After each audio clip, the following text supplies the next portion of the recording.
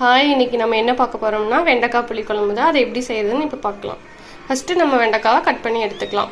நான் வந்து வெண்டைக்காவை இந்த மாதிரி கட் பண்ணிக்கிட்டேன். இனி வெண்டைக்காவை வந்து நம்ம எண்ணெயில் வணக்கிக்கலாம். வணக்கிறதுக்கு கொஞ்சம் எண்ணெய் ஊற்றிக்கலாம். அப்புறம் நம்ம கட் பண்ணி வச்சுக்கிற வெண்டைக்காவை போட்டுடலாம். வெண்டைக்காய் வந்து வலுவழுப்பாக இருக்கும். அந்த வலுவழுப்பு போய் கொஞ்சம் வெண்டைக்காய் சுற்றுற அளவுக்கு நம்ம வணக்கிக்கலாம். ஒரு 5 நிமிஷம் இல்லைன்னா 7 நிமிஷத்துலேயே வெண்டைக்காய் வணங்கிடும். இந்த வெண்டைக்காய் புளி குழம்புக்கு பாருங்க எப்படி அந்த இதாக இருக்குங்க. இது வணக்கினதுக்கப்புறம் நம்ம குழம்பு வச்சுக்கலாம். வெண்டைக்காய் வந்து நல்லா வணங்கிருச்சு. அதோட வலுவழுப்பும் போயிடுச்சு. இப்போ நம்ம அடுப்பு ஆஃப் பண்ணிட்டு இதை வேறு இதுக்கு மாற்றிக்கலாம். ரொம்பவும் கருக விட்டுறக்கூடாது. நம்ம வெண்டைக்காய் புளிக்குழம்பு வைக்க ஸ்டார்ட் பண்ணிடலாம். வடக்கல் காஞ்சதும் எண்ணெய்,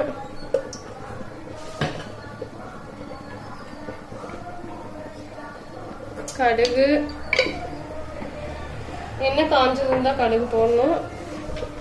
இப்போ கடுகு பொரிஞ்சிருச்சு. நம்ம வெங்காயம் போட்டுக்கலாம். வெங்காயம் கொஞ்சம் உந்துனையும் போட்டுக்கலாம். வெங்காயம் கொஞ்சம் வதங்கட்டும். அது கூடயே நான் ஒரு 3 பல் பூண்டு போட்டுக்கிறேன். வெங்காயம் பூண்டு நல்லா வதங்கிடுச்சு. நம்ம வேணுங்கிற அளவு குழம்பு மிளகாய்த்தூள் இப்போ இது கூட ஆட் பண்ணிக்கலாம். நான் ஆட் பண்ணிட்டு இதை நல்லா மிக்ஸ் பண்ணிக்கிறேன். நம்ம இது கூட புளி தண்ணியை ஆட் பண்ணிக்கலாம். நல்லா கொஞ்சம் கிண்டி விட்டுக்கலாம். கீழே பிடிக்காத மாதிரி இது பண்ணிக்கோங்க.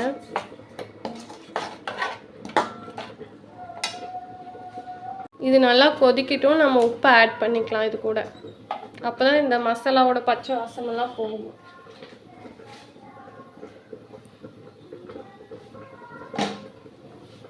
நான் இது கூட தண்ணி ஊற்றிக்கிறேன். தேவையான அளவு நம்ம தண்ணி ஊற்றிக்கலாம்.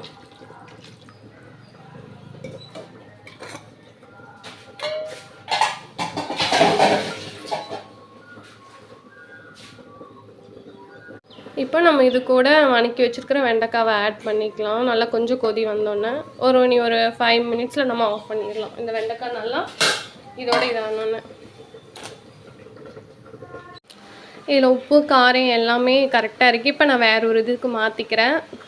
நான் செஞ்ச மாதிரியே நீங்களும் செஞ்சு பாருங்கள். நல்லா இருக்குது புளிக்குழம்பு. இதில் நான் தேங்காய் கூட அரைச்சி ஊற்றலை.